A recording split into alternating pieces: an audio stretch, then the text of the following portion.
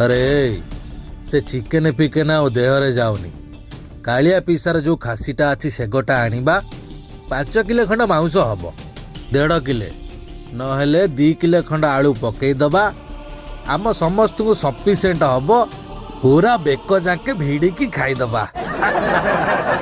अरे बाबूला तो पैसा कुआड़े गला? मो पाखरे 400 टंका हम नहीं 150 टंका खंड दे पारिबी।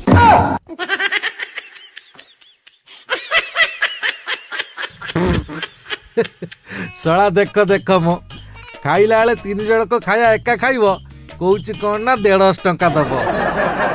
ए सुन बापा तू जो 150 टंका देवा कथा कहूचु एबे तो देखा देखी कौन हम जानिचु जानिनु ना?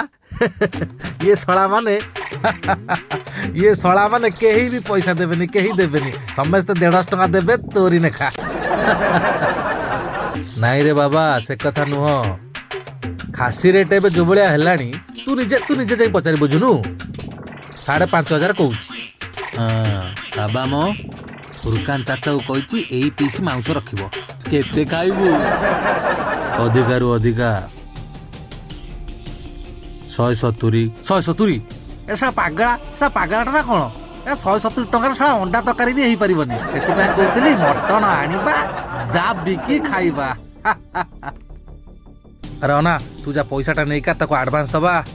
अरे शंकर कौन तते कहूली हाँ 15 जन को 5 किलो चाउल पकेबू मु बिल्कुल पैसा देबेनी।